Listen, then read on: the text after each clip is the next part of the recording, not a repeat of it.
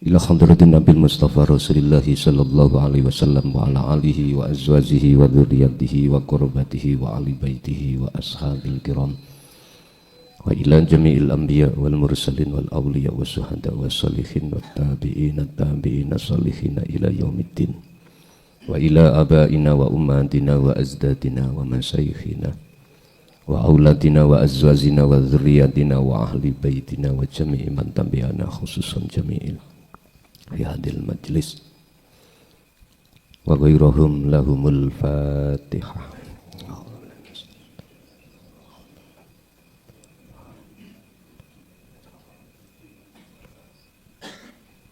Bismillah, alhamdulillah, la hawla wa la quwwata illa billah. Asyhadu an la ilaha illallah wa asyhadu anna Muhammadan abduhu wa rasuluh. Allahumma salli wa sallim wa barik alaihi wa ala alihi wa ashabihi ajma'in. Qala Allah ta'ala innama yataqabbalullahu minal muttaqin. Sadaqallahul azim. Amma ba'd. Hadratul muhtaramin dumateng para alim, sesepuh bini sepuh, tokoh masyarakat, tokoh agama sewilayah Kabupaten Semarang, wabil khusus akhinal kiram Mbah Yai Fatoni sekeluarga dan sedaya jamaah ingkang rawuh ing wonten mriki majelis kulluhum ajmain rahimakumullah. Puji syukur alhamdulillah malam hari ini Allah nakdirake jenengan kalih kula untuk bertemu dan bermuajah dalam rangka taklim muta'alim yang untuk malam hari ini kita bahas bagaimana ning dunya iki jenengan bisa nginceng alam akhirat. Bagaimana walaupun jenengan jasad iki masih ada di dunia, tapi ruhaniyah sampean masih bisa nginceng. Apa yang nginceng ya? Memandang alam akhirat. Man ra'a hayatal akhirah. Sing sapa wonge bisa mandang alam akhirat, zalat mongko ilang apa hayatat dunya, indahe ngalam dunya. Barang siapa yang hatinya bisa memandang ngalam akhirat, mongko seketika itu dadi ilang indahnya alam dunia.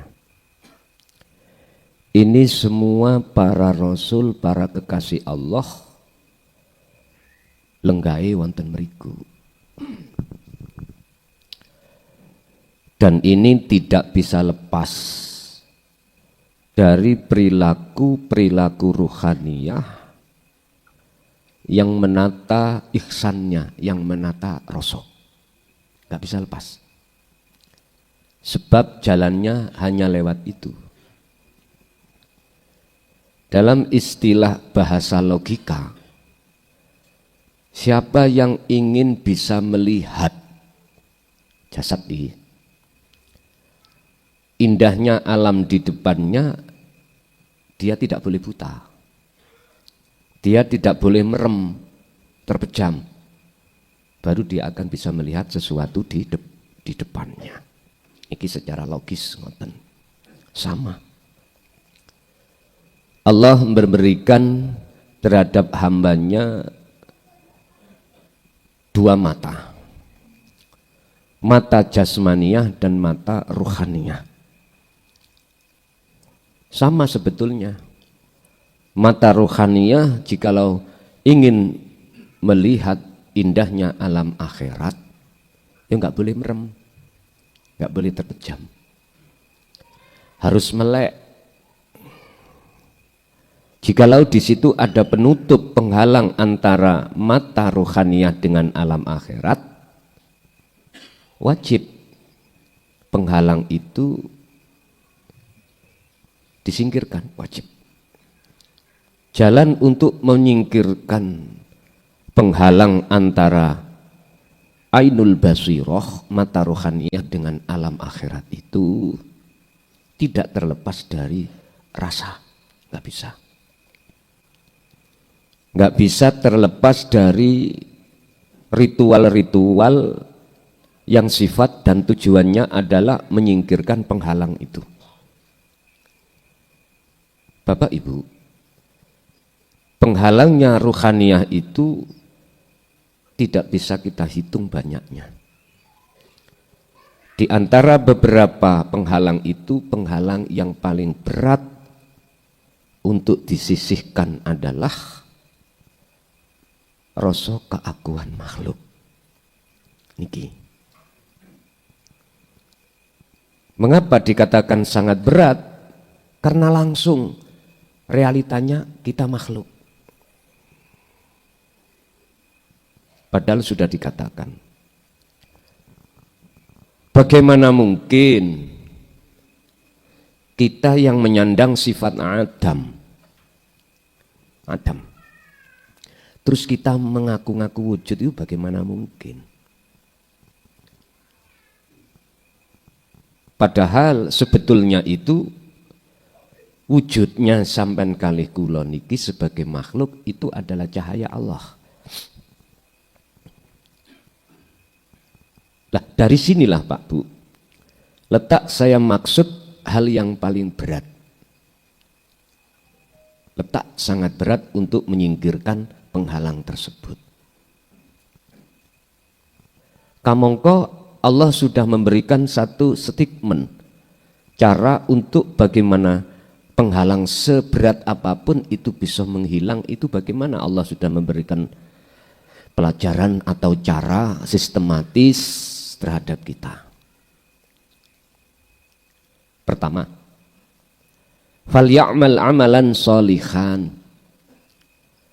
Rasa sing wonten dodo jenengan iku jangan pernah jenengan abaikan. Bahkan dalam ayat lain Allah juga katakan wa'tasimu, berpegang teguhlah kamu bihablillahi jami'an, bihablillahi dengan tali Allah. Ya rasa ya lho taline. Jami'an kelawan semuanya dalam hal mingkuli akhwal, dalam hal segala keadaan. Cara prakteknya fal ya'mal amalan sholihan itu jenengan nggak boleh melepaskan rasa. Sebab Allah juga dawuh wala tafarroku, terusnya ayat tadi. Jangan kau lepas itu. Jangan. Apa nggak berat tak? Mboten. Semua dikembalikan individu Pak, individu. Saya yakin jikalau jenengan niku estu betul-betul rasa itu sampai selalu pegang di dalam kondisi situasi apapun, aku yakin Allah mempermudah. Wa may yattaqillaha yaj'al lahu mahrajan. Yaj'al mongko ndadekake gampang utawa ndadekake gampangi perkara sing kita anggap sulit. Mahrajan Allah buka itu. Tinggal dikembalikan pada kita, mau apa enggak. Hanya itu persoalannya.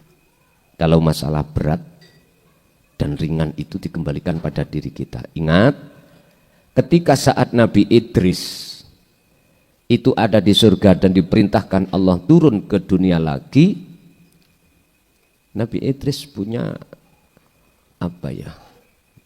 Punya politik. Sandali dikarekno. Dengan harapan wis kadung ono alam kelanggengan iku kepenak. Akhirnya beliau dikembalikan lagi ke alam akhirat itu. Bahasa syariat alam surga. Bahasa hakikat itulah alam musyahadah atau alam kelanggengan. Sing sapa wonge barang siapa yang sudah pernah ngincipi berarti kedik ya. Kedik.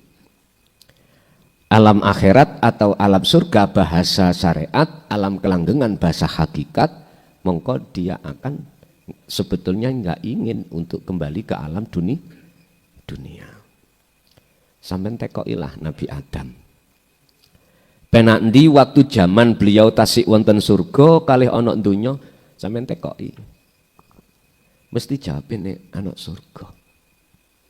Mengapa saya pastikan akan jawab alam surga? Karena fatalaqqa Adamu mir rabbihi kalimatim fataba alaih. Dia rindu untuk kembali lagi.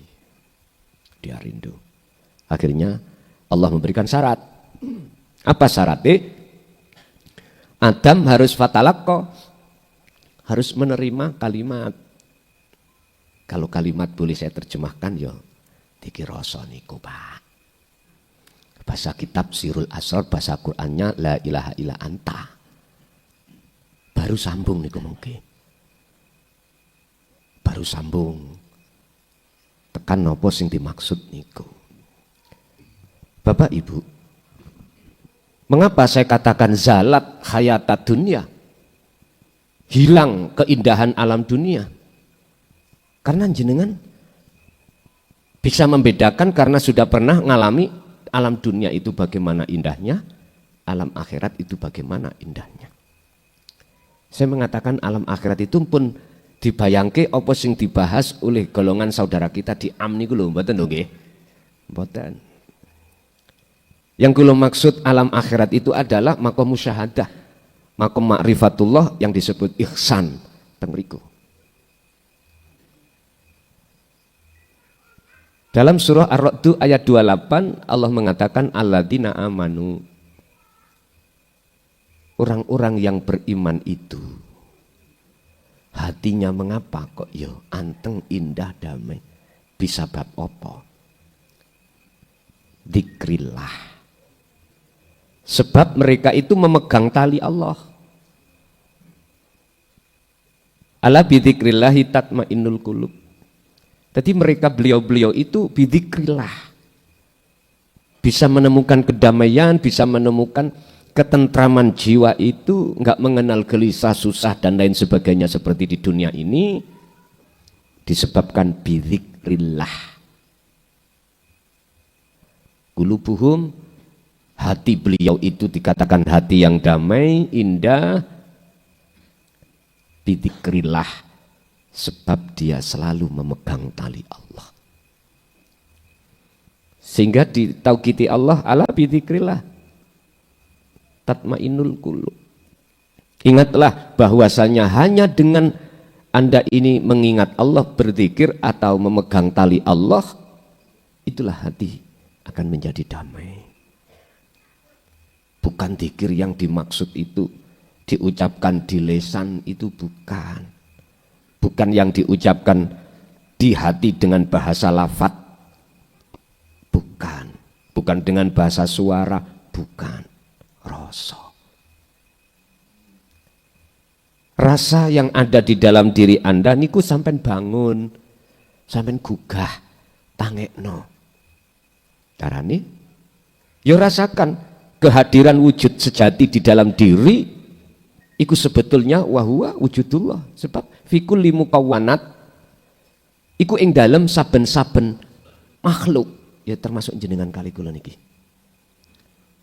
Khafiyun utawi ono sesuatu yang paling halus samar, ditegaskan ai al hayyu sifate urip, wahwa wujudullah.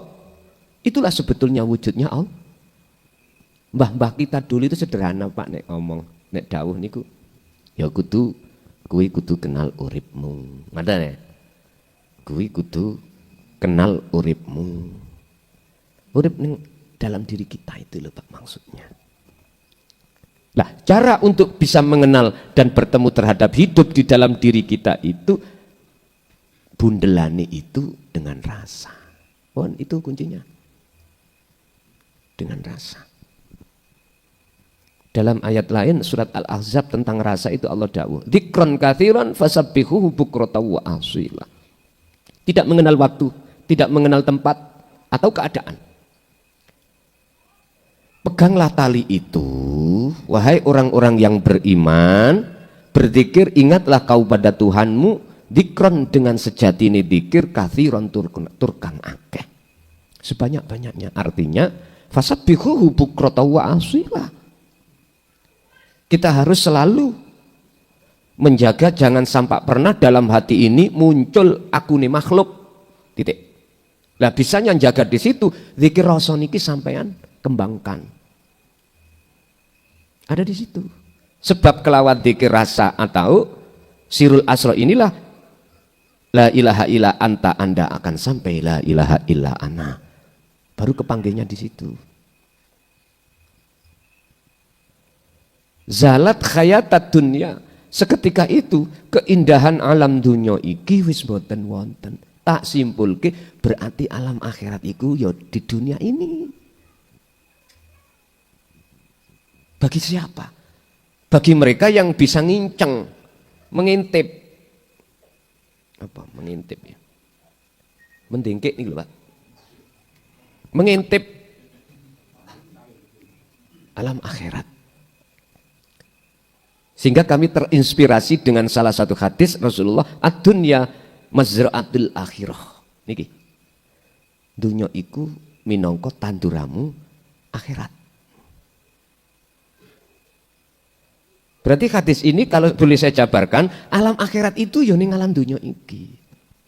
Tergantung jenengan iku mandangi di mana. Terus tandane ya wau carane ngene ku wau, sampean kudu belajar untuk terus melepaskan aku nih hamba. Aku ini makhluk dalam segi apapun. Wis iki coro.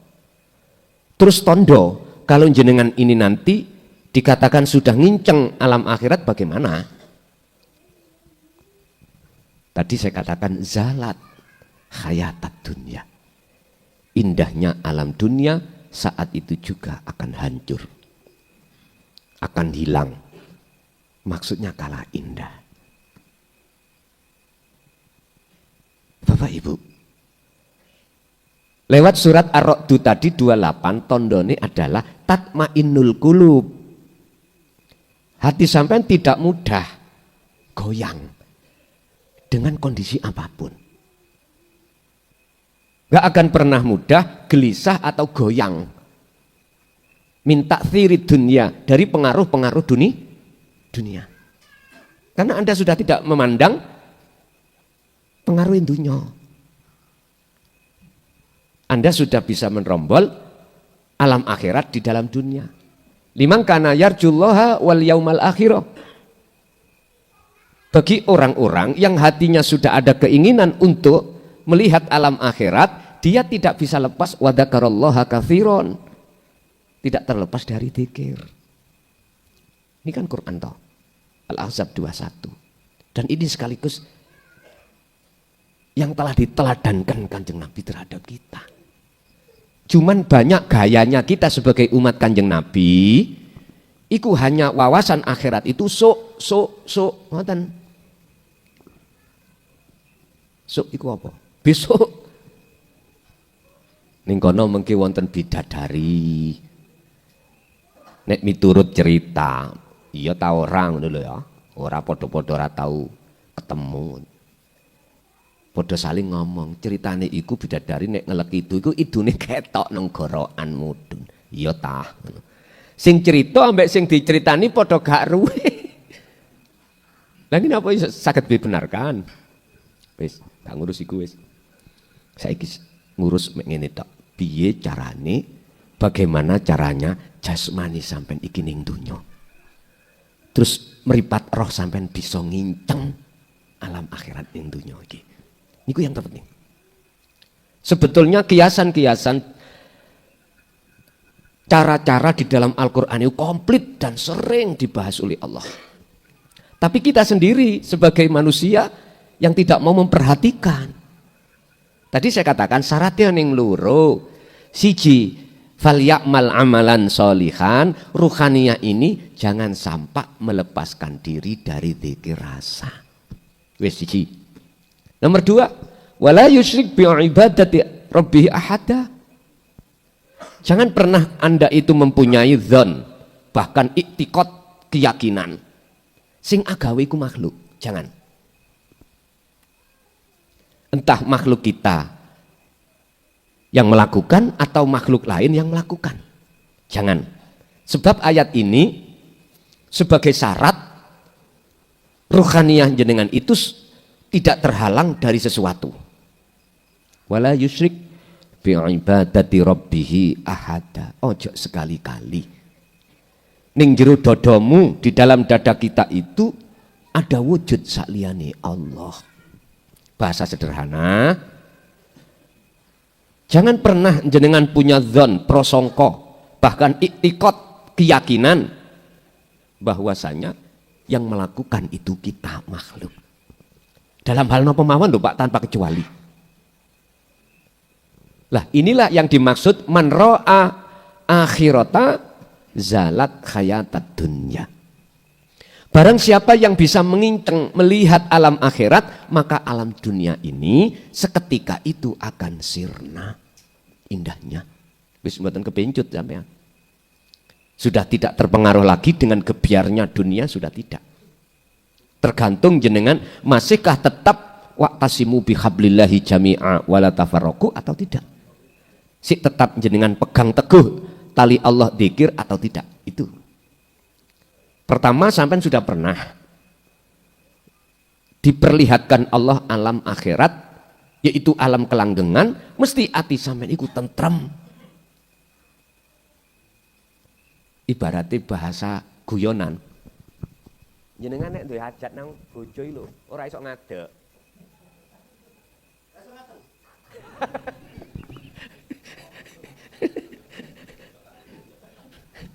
Karena kalah dengan nikmatnya jenengan sampai jenengan kali Gusti Allah lho ngoten lho. Bapak Ibu, semuanya sudah Allah gelar. Tinggal pertanyaannya kita ini mau lanjut apa mboten? Wis, ngoten niku. Tapi ada prinsip makhluk yang Allah suruh untuk menguji jenengan. Prinsipnya ngeten. Niki sing kula sebut bahasane iku mang nafsu ya. Aku tidak akan pernah ridho terhadap satu jiwa manakala jiwa itu ada keinginan untuk mendekat dan bertemu Allah. Enggak mau. Dengan cara upaya apapun akan beliau lakukan, akan mereka lakukan untuk menghalang-halangi jenengan. Nah, walaupun ada prinsip nafsu yang seperti ini, jangan pernah membuat jenengan pesimis. Kula niki mantan molimo. Apa ya saged kula ndugi mriki. Loh, jangan. Justru mohon maaf ya, kula nggih mboten bela mboten. Cuman saya bicara atas dasar fakta di lapangan. Justru orang-orang bejat dohiri iku gampang. Bisa. Gampang untuk bisa menerima dzikir rasa ini gampang.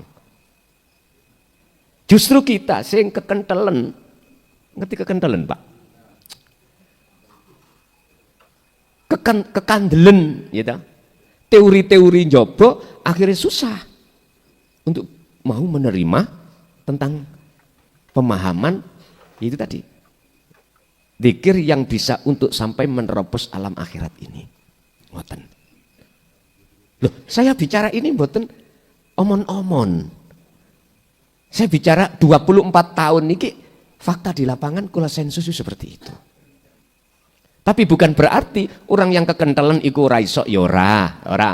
Tergantung dikembalikan individu. Lanjut apa enggak? Tarbiyai. Taklimi lanjut apa enggak? Lakune lanjut apa ora? Bapak Ibu hadirin jamaah rahimakumullah. Jadi intinya jenengan jangan pernah hati itu pesimis. Pesimis itu apa ya? Berkecil hati. Dikarenakan status kita. Jangan. Kata Rasul bahkan mengatakan, innama ana basarum mithlukum. Iki Rasul loh ya yang mengatakan.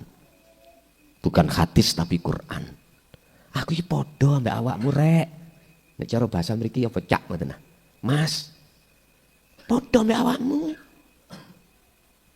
Tinggal kita mau apa mbak untuk lanjut di situ sama manusianya. Nek ra trimo ya ora apa-apa. Tapi saya dalan. Sanjang ngeten iki dalan, artine dalan ya ana dalile Quran pisan. Cuman beda tafsirane mungkin. Kalau kami mentafsirkan ayat itu, Rasulullah nggak membedakan di antara kita. Tidak. Yang kedua, ayat itu Rasulullah nggak pernah mendorong umatnya untuk nyembah beliau, enggak. Untuk memuji beliau, enggak. Justru nek diterusake ayatnya itu ngeten. Ilahukum ilahu wahid. Sembahlah siapa yang ku sembah. Pujalah siapa yang ku puja. Siapa? Ilahu wahid. Jadi ayat ini tidak memakai kalimat ahad tapi wahid. Tapi maknanya sama. Walaupun secara murad wahid itu ada yang memaknai mengartikan satu, tidak tunggal. Quran ini kula pewadosi Pak. Mana yang memakai kalimat ahad? Sementara hanya kami temukan di dalam surat Al-Ikhlas saja. Lainnya wahid. Padahal maksudnya sama. Ada apa semua ini? Nah, inilah yang dimaksud suhudul wahda fil kasrah. Saya Siti Jenar iki ngomong ngeten. Jenar. Ben sing mesisan sing gedingnya aku cai geding.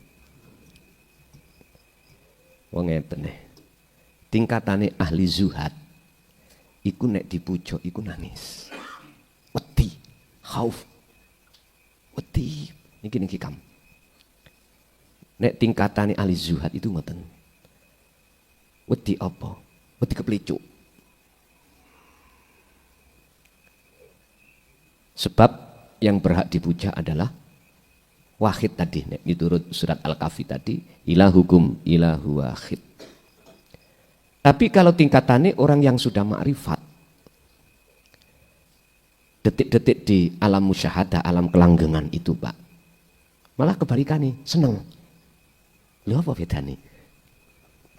Niku di dalam hikam sarah fasol 157 kalau nggak salah. Itu dikatakan. Az-zuhad itu adalah orang yang diproses Allah untuk bertemu Allah. Dia sudah dibekali berbagai pengetahuan tentang masalah alam kasafah, alam musyahadah itu bagaimana, sudah dibekali, sudah tahu. Sehingga beliau itu khauf, wedi. Khaufan, takut. Karena dia tidak boleh dipuja. Terus akhirnya engko nek wis tekan ma'rifatullah di situ disebut arif, dia seneng. Lha apa sebabnya? Sebab az-zuhad iki kolo-kolo, ngerti kolo-kolo? Terkadang ya. Cara ma'rifati kita itu belum sempurna. Terkadang itu masih memandang makhluk. Alasan itulah sehingga yang muncul dalam dirinya ketakutan. Tapi arif yang sudah kamil di situ senang. Loh kok bisa senang? Karena gambar makhluk sudah tidak ada. Justru beliau memandang sing mulyaake bukan makhluk, tapi sing mulyakne Gusti Allah, mulyakne Gusti. Lah, lucu nggih? Lucu. Qadim ala qadim ngene iki maksudnya. Bapak Ibu, kita umat manusia itu sedikit sekali banget untuk mau menerima, belajar, menerima, apalagi melaksanakan proses-proses untuk bisa memandang alam akhirat ini. Intinya ngeten, selama mata ruhaniyah kita masih tergolong mata hati yang buta, tidak bisa. Urusan sebabnya nggih niku wau. Kita tidak mau untuk meneruskan belajar di dalam ilmu sejati. Ilmu tauhid itu ilmu sejati, Pak. Tidak mau belajar ilmu-ilmu yang untuk mengesahkan pada Allah. Ini loh persoalannya. Awalnya dari situ. Akhirnya hati selalu terpengaruh dengan tipu daya nafsu di dalam diri kita. Akhirnya alam akhirat gelap buat kita. Akhirnya wujudnya Allah samar buat kita.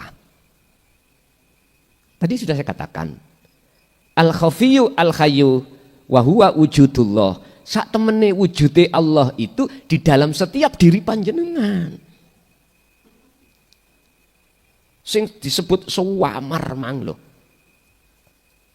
Mengapa kita sebut samar? Karena kita belum tahu.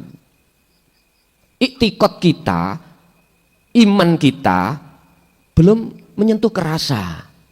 Ingat, kita tahu di dalam tatanan Islam, iman, ihsan. Rasa di dalam iman ini belum ada dalam kita. Akhirnya itu tadi loh, alam akhirat gelap. Harus sampai tinggalkan iktikad iman yang selain daripadanya itu, baru di situ akan dibukalah hijab itu. Allah sudah berjanji di dalam surah Al-Baqarah 256. Wa may yakfur bitaghut, barang siapa mau meninggalkan hatinya selain aku, ngoten niku. Dalam hal apapun. Contoh yang tadinya kita ngendel-ngendel nih amaliyah disebut iktimat. Kok gak aku sing mandekani ngono. Gak tadi.